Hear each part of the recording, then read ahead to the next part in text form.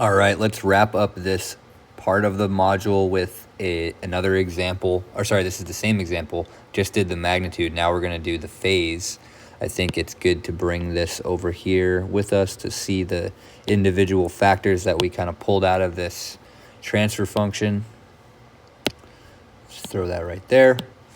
And then we can make the axes for our plot.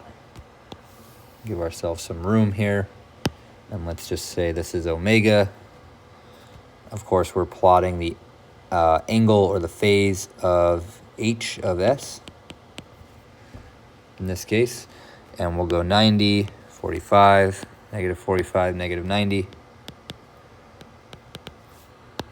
Of course, I predetermine these axes when I look at the solution, or when I solve the problem. I kind of take a look at where these axes are going to lie so that I can optimize the plot. You may be between 180 and negative 180 in some examples, might be even further along the axes than that. Sometimes we may be only in the positive range, but I just, I solve these problems in examples in advance so that I can optimize the solution so that it looks as good as it can for the slides, just so you know if you're wondering where I come up with these values for the axes and for the y and x axes.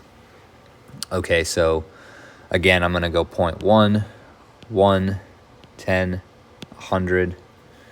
I ran out of room here. Let me move these over. Can I get them all? Nice. And then we'll put 1,000 right here.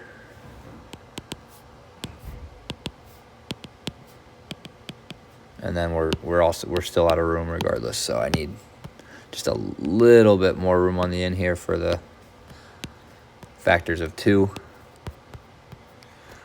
All right, so that's going to be 0.2, 2, 20, 200, and 2,000. Right. All right, so we're ready to go. Let's go ahead and plot the phase. So for a constant value, k equals 1, hopefully we remember that the phase is just 0 degrees. So I would have a flat line right here, right at 0. That's going to contribute nothing to my overall response. That's phase of 0 for a constant value of k equals 1. For the origin pole, if you remember correctly, it's just a flat line at negative 90 degrees. So we're going to just draw a flat line at negative 90 degrees, and that is going to be the contribution from our origin pole. Okay? Now, how about the pole at s equals minus 10? If you remember correctly, the pole at s equals minus 10 is going to start dropping a decade beforehand at negative 45 degrees per decade, and it's going to drop for 2 decades. So it's going to look something like this. And then it'll flatten out at negative 90. So that is my pole at s equals minus 10. And the last one we have is a 0 at s equals minus 2. So at a value of omega equals 2, I'll be up here at 45 degrees. I will be at 0 a decade before, and I will hit 90 a decade later, and then I will flatten out. So my response would look just like this. Okay, and so that is my pole, 0, at s equals minus 2. Okay, so we have everything we need. We can go ahead and plot the phase. All right, so the first region where nothing's changing is just this very short region right here.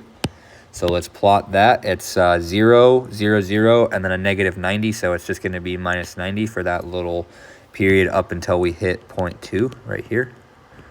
That's going to be our first little region there. Then we start rising at 45 degrees per decade up until this value of 1. So let's draw that, 45 degrees per decade.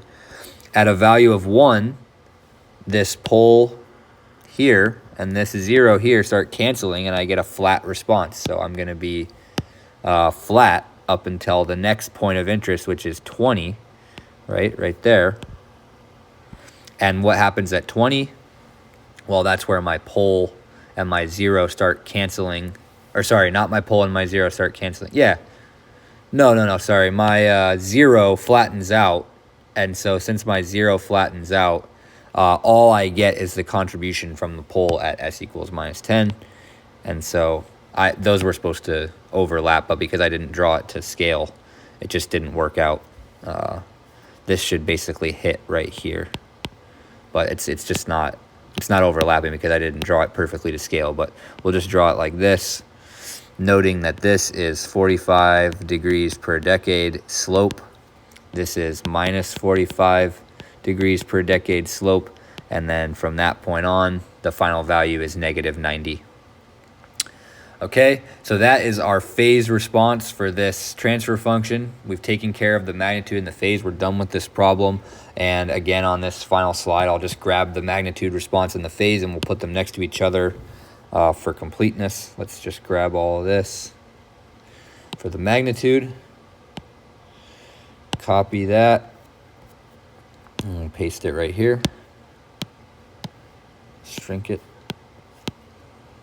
So that's my magnitude response, and then this is my phase response. Oops, I missed the negative 90 there. Let's just grab all of this.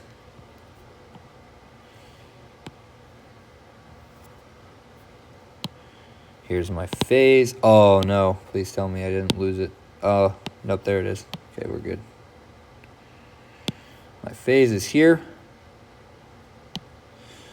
Okay, so I'll go ahead and write magnitude,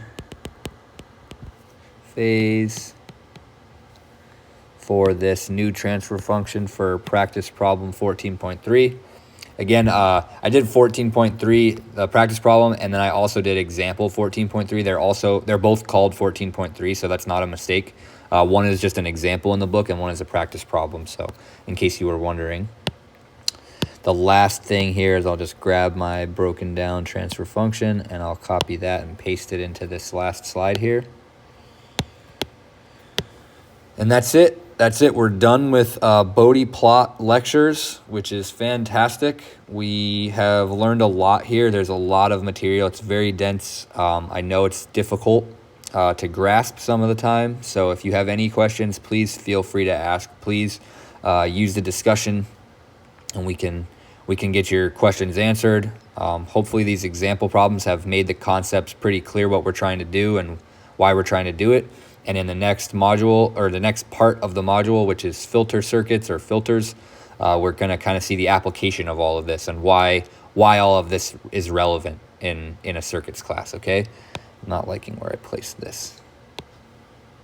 I'll just put it right here. All right, so I'm going to go ahead and end this video, and we're done with Bode plots. We're going to move into filters, and we're going to try to wrap up this module pretty quickly, okay? So I'm going to end this video right here.